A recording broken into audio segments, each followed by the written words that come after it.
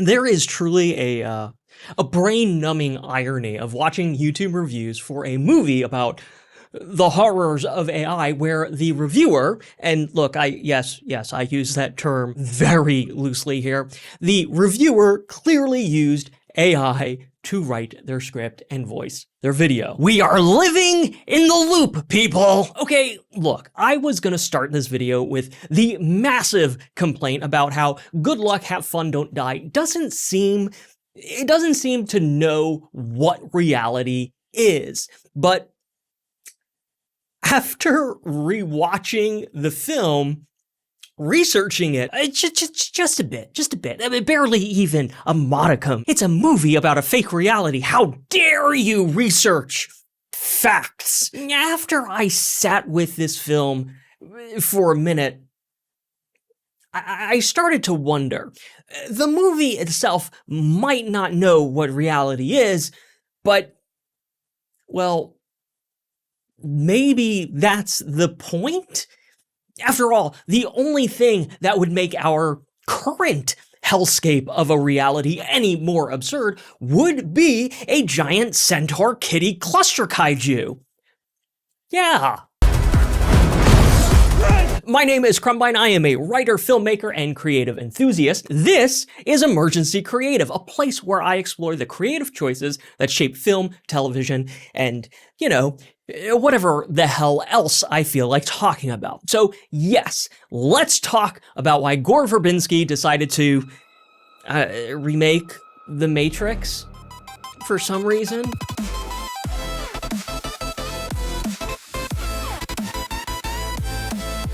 This is gonna be a full spoiler discussion, so if you haven't seen Good Luck, Have Fun, Don't Die, go ahead and save this video for later.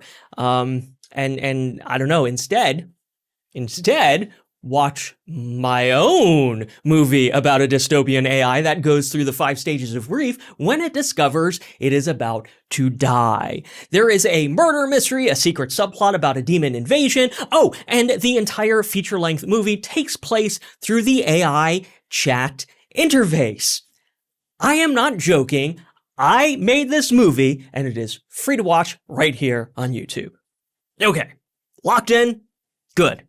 Gore Verbinski's Good Luck, Have Fun, Don't Die is a clusterfuck of a monstrosity, and that is partially intentional because of the nature of the AI bad and AI is slop premise. Which, quick side note, I'm gonna say AI bad a lot, but again, I made my own AI bad film. I'm not opposed to this premise. I am not sitting here praising AI as the greatest human achievement ever. It is very much not. But also, this movie has 3 different stories in it that, taken individually, would have each made a very interesting film.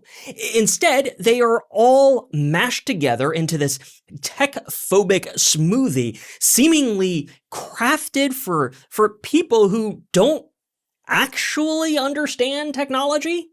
Story number 1, a time loop video game. It's like Groundhog Day meets,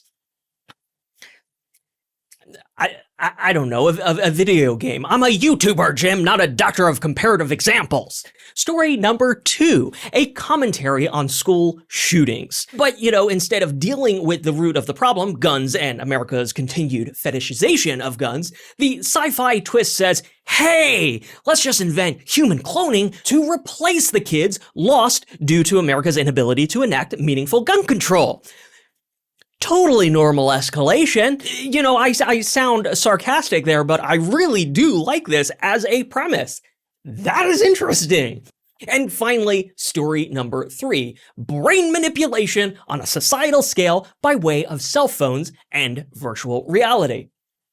Also, a really good premise. While not at the heart of my own AI movie, I do have that hidden subplot and designs for a larger story that mirror this exact idea. I like it. So, if I like all of these stories individually, what's the big problem, Crumbles? I'm sure you are asking. Maybe.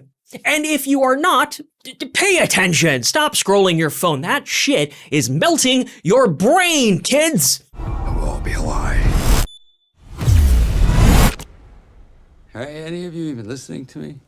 This movie tries so hard to be clever. I feel like it wanted to be frequently asked questions about time travel. If you have not seen that one, seriously, stop everything and, watch it.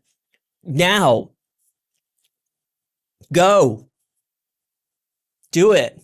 Somewhere in the process of mashing all these stories together, trying to be clever, trying to preach this overly simplified AI bad message, the movie trips all over itself. Its own hatred of technology, face planting into the mud, and ultimately failing to effectively sell any substantive message at all. At least, well, for me. If you found some deep philosophical enlightenment from this film, good for you! That's awesome! Seriously, every film is as unique as every individual audience member, and it is that variety of experience and bias and life itself that an individual brings to a piece of art that makes art interesting.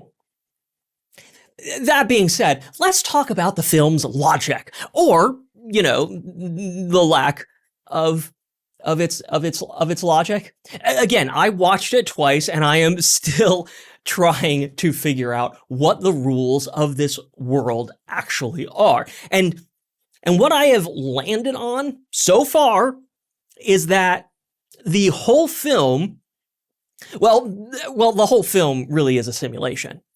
I mean, right? I mean, it's clearly a simulation. It's the only way you can explain the centaur kitty cluster kaiju and that entire third act climax. What this means, however, is that confusingly, Sam Rockwell's Man from the Future is also inside the simulation. So,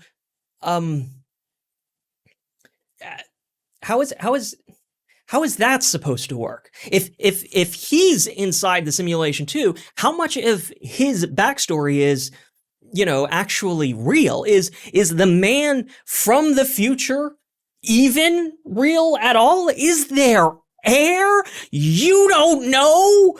Maybe he is just running a test simulation 117 times to practice before he does the time jump in the real world. That could make sense, except if that were the case, I guess that would make the whole AI slop monster twist completely irrelevant. Why would a training simulation create a centaur kitty cluster kaiju to prep this guy for a time jump in the real world? A centaur kitty cluster kaiju doesn't exist in the real world, so how does that make sense in the simulation? And if that really was what was happening, also, why not just acknowledge it? Hey guys, look, some crazy shit is about to go down. It's gonna feel very real to all of you, and y'all are gonna face some very real danger. But don't worry, it is not real, and I am the only one here that actually matters. Fuck. Damn it. I guess that actually is pretty much the Man from the Future's entire pitch in so many words. Did I just argue myself out of this entire argument? There's some shit that's about to come down that I can't prepare you for. It's gonna try to give you everything you ever wanted. But in the end, we'll all be alive.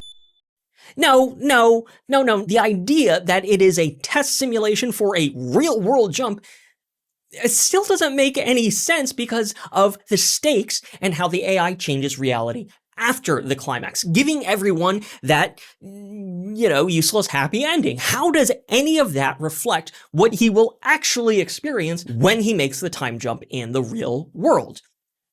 The real world doesn't have AI forcing happy endings on people. You see what I'm saying about this movie tripping all over itself? It's hurting my brain, and not even in a good Donnie Darko kind of way. Unless the man from the future doesn't matter. Like at all. What if the whole movie is Ingrid, the princess's story? She knows she's pregnant, even if it's only subconsciously. She literally says to Tim, I'm late. And yes, even though she was referencing being late to work, look, they were just banging. Tim was just talking about having kids. The choice of the words, I'm late, is absolutely an intentional creative choice. So if we look at the film through this particular lens, that it's Ingrid's story, suddenly it's all about a soon-to-be first-time mother trying to contend with the anxiety of raising a child in a technology and gun-obsessed world. That is interesting because everything starts to fall into place around that theme. Every character, every sci-fi absurdity, it's all just this manifested anxiety of this would-be mother. I mean, yeah, it is still sloppy as hell, leaning way too hard on Verbinski's hatred of technology, but that framework, it helps the movie. A little. It's a shame. It's a real shame it wasn't developed better. And look, I really don't mind when a movie refuses to serve up all the answers on a silver platter. Honestly, I've enjoyed trying to think through this one and figuring out what I was missing. But I also think this movie is doing something, we'll call it unintentionally sneaky. It is substituting interpretability for this intentional AI slopification of its own plot. No, it's not sloppy storytelling. You're just interpreting it wrong. I think what part of the problem here is that time travel and time loop stories need to be built on a set of rules, even if those rules are unique only to its own world building. And I think that we, as the audience, we expect those rules in some form or another, especially in the time loop genre. We might not find out how the loop started, but we almost always find out the rules for getting out of the loop. Good luck, have fun, don't die feels like it sneers at any sense of rules that might ground the absurdity. And yes, that is a function of that intentional AI slopification of its plot. It is meta, but that isn't helping anything in this particular case. All right, I don't want to be a total negative Nancy on this one because the first 15 to 20 minutes of this movie, guys, fucking brilliant. It is basically Sam Rockwell just straight up monologuing the entire start of the film. And that is a bold and inventive creative choice that pulled me in immediately. I just wish it pulled me into a completely different film. I traveled here today to tell you that things do not go well for you in the future. It's also an exquisite showcase of the absolute beast of the shoulders that carry this entire movie. Seriously, even if you haven't watched this film, just checking out those first 20 minutes of Sam Rockwell monologuing in the restaurant, totally worthwhile. You just stop the movie after that and invent your own conclusion. I also have to talk about Haley Lou Richardson's performance as the Princess Ingrid. Last time I saw her, she was being run ragged by Jennifer Coolidge during season 2 of The White Lotus. It took me a minute to place her, but the rest of the film aside, this was a performance she can be proud of. She doesn't have quite as much to work with as Sam Rockwell, but what she does have turns out to be the strongest emotional heartbeat of the film. This character and Richardson's performance absolutely grounds the absurd madness that whirls nonstop all around her. And I genuinely look forward to seeing more of her work. At the end of the day, we still come back to this. Gore Verbinski decided to remake The Matrix. For some reason, I still cannot figure out why. And for this version, for some other reason, he seemingly chose to make the film for an audience that doesn't have a deep understanding of technology or even a shallow understanding in my opinion, using video game logic and video game language to craft a story that probably doesn't even appeal to video game enthusiasts. There is a chance you will die tonight. Those are real bullets! These are choices. And when we discover that the budget was only $20 million, look, I think we can begin to understand some of those choices. Good Luck, Have Fun, Don't Die is very much a big budget indie sci-fi film. Yes, those were the words I chose to use. Because if this were a studio picture, it would have been what, $60 to $100 million? $20 million for an indie film is massive. And with it being an indie film, Verbinski had a lot of say executing his vision for this story. That is also a choice. And while I love that this movie exists, and I desperately, yes, desperately want to see more weird films like it, and as much as I respect a director with a very clear vision, that vision can still be bad. And film is still a collaborative team sport. I don't know, it kind of felt like Verbinski surrounded himself with a bunch of people who just nodded along and never challenged him on even a single idea. And that's both a blessing and a curse when you're sailing those indie waters. If you have a very strong vision, everything's going to work out really well. If you have a strong vision that perhaps is detached from reality, that's where you need input. You need other people to help steer the ship so it gets to where it needs to be. And all that said, still, Verbinski could have thrown that $20 million budget into any one of those three main story arcs, and we would have gotten a more substantive, stronger film for it. Or hell, split the budget up and make all three of those films on a micro budget. That would have been a choice too. But hey, you know, at least we got a centaur kitty cluster kaiju. I guess. Like and subscribe if you like liking and subscribing. If you want to see my creative choices about the whole AI bad film proposition, you can check out my feature film titled Upgrade Not Found. It doesn't have Sam Rockwell in it, but, you know, it does have me. Yeah, we all have to suffer sometimes. And if you dig what I'm doing here, be sure to check out my novels. All the links are in the description. Till next time, stay creative, friends.